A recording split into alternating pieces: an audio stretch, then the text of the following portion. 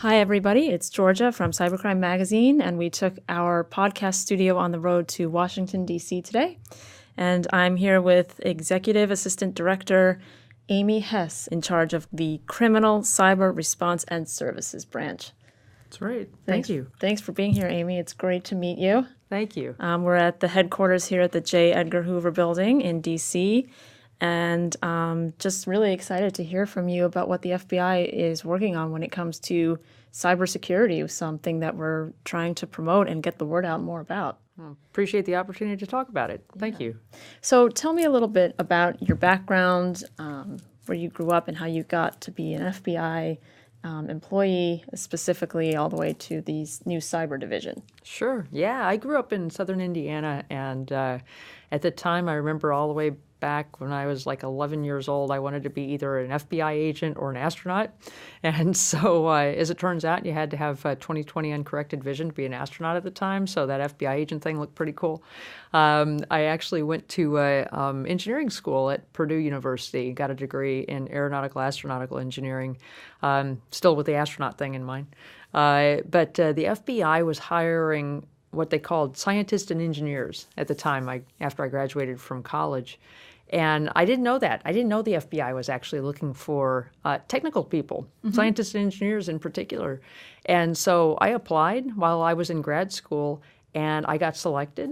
I went off to the FBI Academy when I was 24 years old, and I've been in ever since. It was fantastic, although I will say I did nothing remotely related to technology, really, for the first probably good 20 years of my career. And since that time, I've had a tremendous opportunity to come back to it, and particularly in cyber. Well, I mean, with an engineering background, I'm sure that definitely helps because you're dealing with things that are engineered either socially or technologically. But how recent do you think the cybersecurity aspect at the FBI has grown and it's become a bigger mission space? Huge. Yeah, obviously this is the way we work. This is how we live, right, these days. It's all about the technology. And that means for the criminals, for the people who threaten our national security, they live in that space too. And so the FBI has to be able to adjust and adapt to the environment in which these people operate. And so to that point, it has been a proliferating area of concern for us as to how these individuals might hide in cyberspace, but also what they may do and how they're going about doing it. And how can we not only catch them in the act, but how can we maybe even prevent something bad from happening? You are involved with the Criminal Cyber and Response Services branch. So what kind of crimes does your branch investigate, if not just cyber? You can tell me about the whole branch. Sure. My branch is one of the 6 branches in the FBI, and particularly my branch is responsible for all of our international operations. We have legal attaché offices located in U.S. embassies overseas, covering at least 200 countries out there. In addition, I also am responsible for all of our criminal investigations. So that means everything from white-collar crime to drug investigations to gangs and violent crime, public corruption, civil rights violations. So all of those things fall under my branch. And in addition, I have the Critical Incident Response Group, which is responsible for how we respond to crisis events, things like our crisis management people, our crisis negotiators, or hostage negotiators, our counter-IED bomb techs, have that program, our tactical operations, our SWAT teams, our hostage rescue team, and then also our profilers, behavioral analysts we have, and a whole variety of other things in addition to those things, but then also our victim services, which provides, of course, as indicated, services to victims of crime and walking them through the process of what their rights are and what they're entitled to, and just helping them to deal with the whole situation and going through the court process. So in addition to all of those things, I get the opportunity to oversee our cyber division. And that's really the crux of where and we all see that our organization is going and where we need to be. Well, we do have some research that says that most crimes will be no longer physical crimes, that crimes will be mostly cyber crimes or on the internet. Would you agree with that, that cyber crimes are replacing or taking over the physical crimes of the world? Absolutely. Yeah. Absolutely. I mean, this is the space we live in now. And so people live on their devices, and so do the criminals. So do the individuals who are threatening our national security. And so we've got to be in that space too. What are you seeing as far as crossover between the different branches as far as crimes and attacks against individuals and businesses and cybersecurity? Yeah, so when it comes to certainly the way we look at cybersecurity, we have, of course, I should start by saying we have 56 field offices out there across the nation, and about 350 sub-offices out there. And so the way we leverage the relationships out there, the way that we're able to have that many people out in the United States and across the United States is important, because we got to form relationships with the companies, with the businesses who will, not a matter of if, but will be get attacked. Right. And so we've got to form those relationships up front, because we don't want to have an incident happen and then we're just introducing ourselves for the first time, and that's not the time to build that trusting relationship. You've got to do that in advance. And so where we see the cybersecurity angle of that is for our field offices to be more engaged with the companies in their area of responsibility, so that we can talk about cybersecurity. What is their posture? What are the vulnerabilities? Where do they see the attacks coming from? Curious to know, with you said you have 56 field offices and 200 branches around the world, globally. 200 countries that we cover. 200 countries. Yeah. So how do you find people in cybersecurity to fulfill all of the job requirements that would take? I mean, we have a hiring problem right now. I mean, how do you go about recruiting people to come to this space? Great question.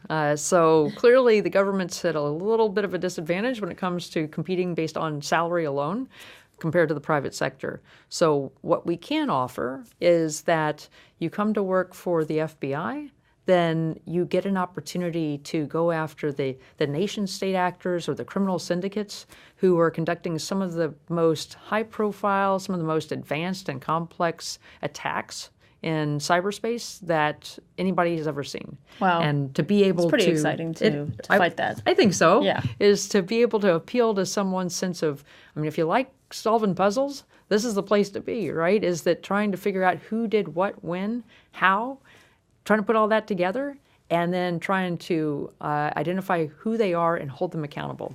Yeah, what kind of skill set would you look for in a candidate? First of all, of course, we're always looking for somebody with a technical background, but I would say even people who don't have a technical background have a role to play in this. We need people who can fulfill our HR functions just to be able to get people into the background process. We have obviously top secret clearances we have to maintain. So conducting security investigations, background investigations, that's all the stuff on the front end. Once they come in, we've got to be able to have people who train, who can put them in touch with the right places to get them trained. And then, of course, if they don't have a technical background, the varying levels of aptitude they might have to take on a technical investigation. It's kind of interesting. I was talking to somebody the other day, and they said, to do this job, you don't necessarily have to have a technical background for every piece of it. You need the zeros and ones people, absolutely. We've got to have that. Mm-hmm. But you have to be a puzzle solver. Right. An investigator is an investigator is an investigator, this person was telling me, and said, I know how to work a case. So I know how to work an investigation as a detective, as an investigator, as a special agent with the FBI. And I know how to put a case together. I know all the steps that are required. I know how to present it in court. I need the zeros and ones person to obviously help me with that. But it's not that I had to have the technical degree or background, this person told me. It's a team effort. Right. So that's really interesting. And I know the FBI is the investigative branch when it comes to all the crimes, and specifically we're talking about cybersecurity. So what kind of investigations do you typically do? Is it mostly for the public sector, the private sector, a combination of both? It's everything. So what typical day we could get a referral to one of our field offices that hey, we've had a major breach at this corporation, mm-hmm. or it might be this school. Or it could be this government service that's provided. It could be an individual. We have a lot of, obviously, individuals that contact our Internet Crime Complaint Center, or IC3, that will take that information. And we've had a lot of success in doing a kill chain, a financial fraud kill chain, so that we can identify when, for example, the business email compromise comes in. Right. If they notify us quickly enough, then we're able to reach out and block that activity to be able to stop it from happening. And so far in the past year, we've had about a 78% success rate in blocking those transactions from occurring. Preventative thing is very important. A preventative measure is better than actually having that compromise. So when does a corporation stop just relying on internal resources and reach out to the FBI? When does it get that critical? Our answer would be the sooner the better, because the sooner we can get in on the front end, we're able to work with them to see what they're seeing. So, and of course, part of the issue is that we know that there's a stigma associated with being a victim. We know that Right. there has been for obviously many years a stigma Bad press. associated with putting yourself out there. Clearly, we need the information to be able to help to mitigate it, to be able to identify who did it, to hold them accountable, but also to help share that information so that you or other companies don't get targeted with that type of activity again. But that requires a very trusting relationship that we've got to establish in advance to say, okay, what are you comfortable with us talking about publicly or with other sectors? We have, of course, things like our InfraGuard program or our Domestic Security Alliance program, it's called DSAC, that we work with the private sector companies, and we say, what are you comfortable with us sharing? What are you comfortable with us not sharing? And if we can clean it in such a way that it's free from attribution, but we can still talk about the methods, the tactics that were used in that particular breach, then, again, that's very useful.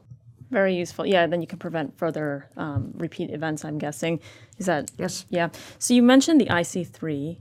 Tell me a little bit about what IC3 is and their annual report that comes out. The IC3 is a great opportunity for us to not only see what's happening out there, but it's a great opportunity for the American public to have a central place to report these things. So when they're a victim of anything from internet fraud or business email compromise, spear phishing,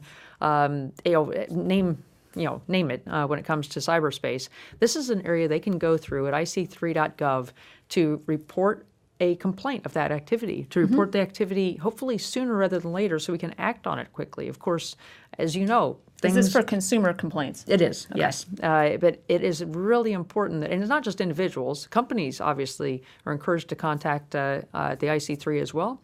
And then what the IC3 does, like I said, this is all happening in cyber time, which means we need to get on it as fast as possible. We need it reported to us as quickly as possible.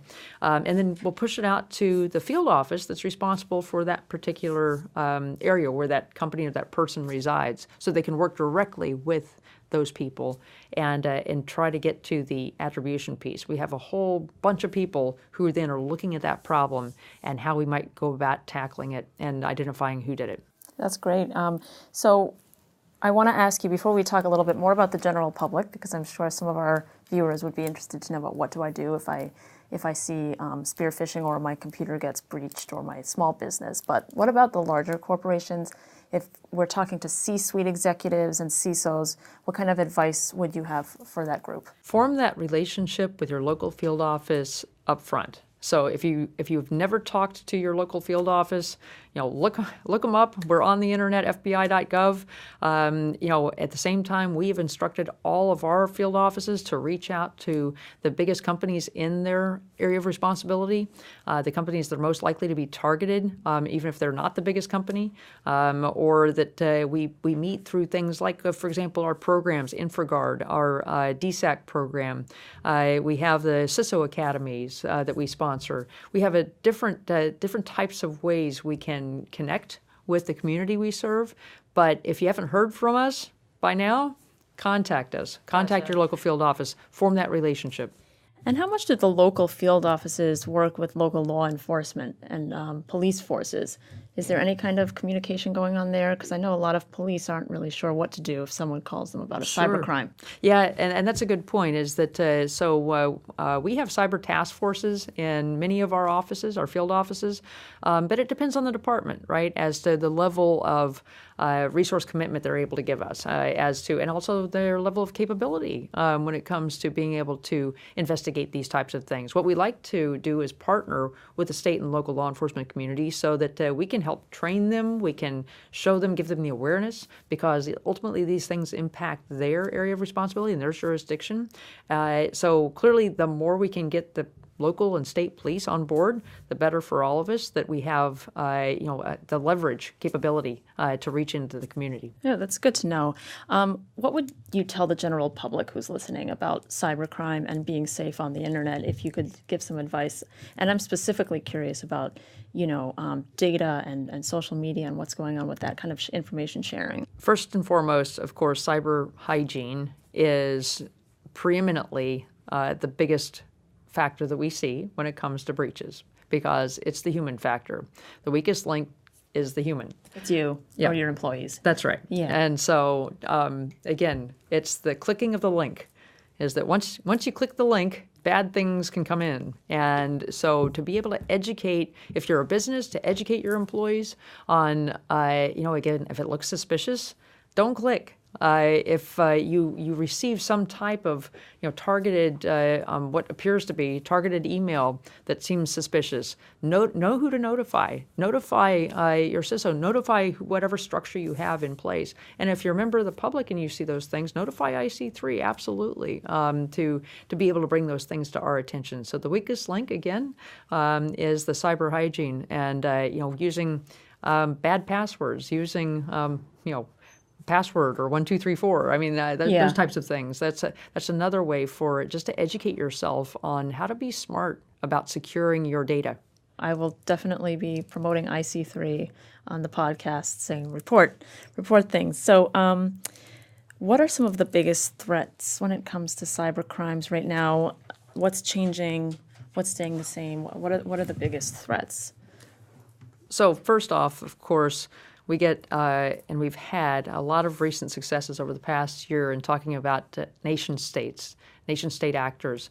Clearly, China and Russia are very capable and very persistent about the way they go about targeting the information that they're trying to get. So whether Is it public information, your private data as a citizen? Is it both sectors? It can be both, but it's really intended to further their intelligence mission. So China, quite simply, is trying to be the world superpower. It wants to replace the U.S. as the world superpower, and they're willing to steal or break the law to become that. So where are they going to go? They're going to go to the academic institutions, the research institutions, the companies that are out there, and steal that intellectual property. Because why take the time to invent it yourself if you can steal it and get it that much easier? Right. So we've got to be able... And manufacturing as well. Yes. All sorts of blueprints and, of course, CAD drawings and things like that. Yes. Yeah. All of those things, if you think about it, is that what would give them a competitive advantage in the world? Think of it in those terms, because some companies might think, oh, well, they would never target me. I'm just sitting here in this state or in this town, and what do I have that would be, really of interest to the Chinese government? Yeah, you'd be surprised what kind of things you could find. Any kind of invention that they've probably copied. Correct. Yeah. And the other thing we see is this hybrid, really, threat. And when I mean hybrid threat, I'm talking about nation-state actors working with criminals.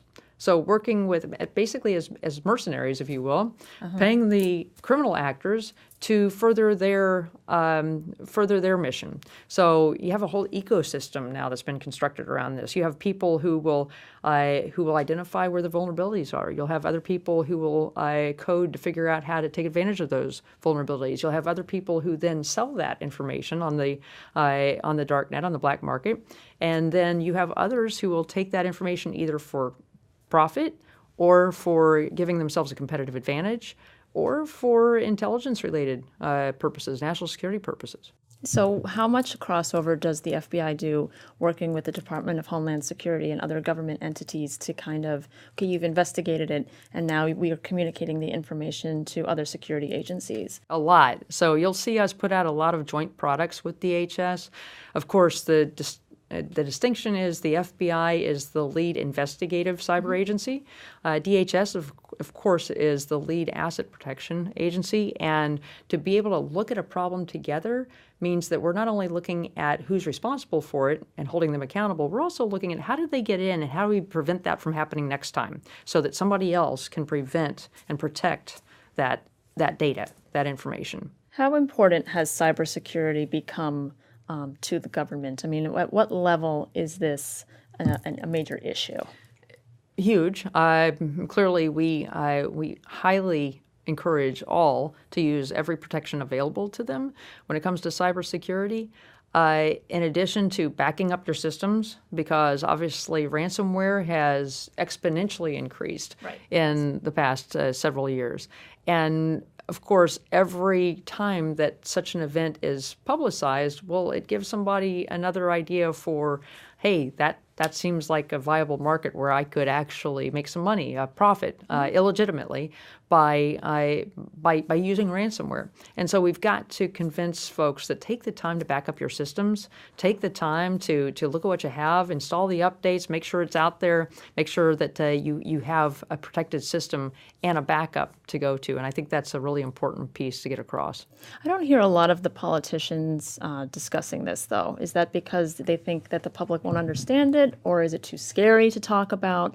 I mean, I hear a lot of, counterterrorism and things of that nature, but this is up there. This is like a number 2 or number 3 threat to our country. How come people aren't talking about it more? I think that's a good question. It's fair. I think that, first of all, there's usually an underlying reason for why somebody is, of course, using a cyber vector to get to the data or to fulfill their mission. It could be a counterintelligence purpose, could be terrorism, could be criminal in nature. And so it's easier to talk about those things, talk about how criminals are a threat to society, how terrorists are a threat to our society, or spies are a threat to our national security, than it is to talk about how they're doing it when it comes to cyber. And I think it's just a matter of perhaps maybe not wholly understanding all the vectors that are out there, the different ways that people can get in, but also the volume that we see. Tremendous volume in every day. Any CISO will tell you as to, as you know, how many times they are attacked every day. How much is out there? How much scanning activity is out there? Right. Yeah, it's constant barrage of attacks. Well, thank you. So one of my biggest passions is to talk to women in this field and talk to more women in cybersecurity. And it's so great to talk to you about your career as a woman and getting into cybersecurity. So what advice would you give to young girls who are watching this, who dream of becoming an FBI agent, or, other women who are looking for a career change, just, any kind of diversification that you're seeing going on and the challenges that you face? First off, I would say that follow your dreams is, just like I said, when I was 11 years old, I actually toured the J. Edgar Hoover building right here that we're sitting in. And I thought from that moment forward, I want to be an FBI agent. I didn't stop to think at the time I'd never seen a female FBI agent. And I didn't stop to think, certainly, that there were no females at that time in charge of field offices or in charge of divisions in the FBI. That didn't stop me at the time. I just thought that sounded like a really cool career, and I wanted to be a part of it. And so over time, what I've seen is that it's helpful, though, for young women and girls in school to see somebody that looks like them in these spots. And so that's something that I've grown to appreciate more and more so in the past several years, to say and to see that you can achieve this too, is that I am no different from any of them. When I was in high school, I had shown an aptitude for math and science. I took advantage of it by going to engineering school, but I didn't necessarily need to have a technical background certainly to come into the FBI, but also we have a lot of folks who come in the FBI who don't have a technical background to begin with, but then they get trained, they learn it, and over time they migrate into, as I said, investigators. If you're a good investigator, you can migrate into the cyber arena. And I would say don't let that stop you. Don't let any of that stop you. If this seems like a viable career field, then don't let somebody else tell you, well, you don't have a technical background or there are no women in those roles. Right. Well, that's good advice. I appreciate that. And you know what? There's always a guaranteed job in cybersecurity, which I think a lot of people don't realize, and we're trying to get the word out about that. Yeah, I think that's a great point too, is that, a lot of folks will ask me, well, doesn't it bother you though that once you bring them in and you train them, that then essentially the private sector may take them right out from under you? Yeah, there's a lot of poaching I hear going on. And I guess my view on that is, okay, that means we hired the right people, doesn't it? Is that we hired some really good people, and it's okay that they may leave to go to the private sector. At least to me, I'm good with that, because that means, again, they had the advantage of coming here. We had the advantage of exposing them to the things that we were able to show them, and they got to learn and understand it and contribute back to the protection of the American people. They're still in this protecting country. the American people either way. Yes, and actually, interestingly, we've had a few who have gone to the private sector and have come back because they view the mission as that important. Yeah. One more question, or just to kind of wrap things up. I know that we've seen a negative impact, a financial impact specifically, that breaches have caused for many, many key enterprises, which we were talking about before. So when the breach happens, what are some of your top suggestions about how to deal with that breach? The first thing is, of course, hopefully to have the preventive measures in place. You have your backups in place. You have your notification procedure in place. You've got to have an incident response plan. Practice it. Make sure that everybody in the C-suite is aware of it, not just the CISO and not just the people around him or her, but everybody in the C-suite on down. So practice it. Use it as a tabletop exercise. Make sure that incident response plan is in place and it's solid and ready to go. That's on the front end. On the time it happens, then clearly know what it looks like. Understand what it is you're seeing. If it looks funny, it looks suspicious, you need to be ringing the bells now. And to contact us as fast as possible. Let us know what's happening so that we can come in, we can help you, we can work with you to identify, okay, have we seen this before? Is this something that we have seen and in other areas? And also for us to start down that investigative path to figure out who did it. And of course, the training of the workforce to make sure that you have people who are aware of that type of activity, who don't make the situation worse by clicking on the wrong link, by doing the wrong thing, and then by having those backup systems in place. Amy, it was so nice to meet you today. Thanks so much for coming down. This has been very, very interesting and important stuff. No, that was great. Thank you for the time. We really appreciate it. Appreciate it.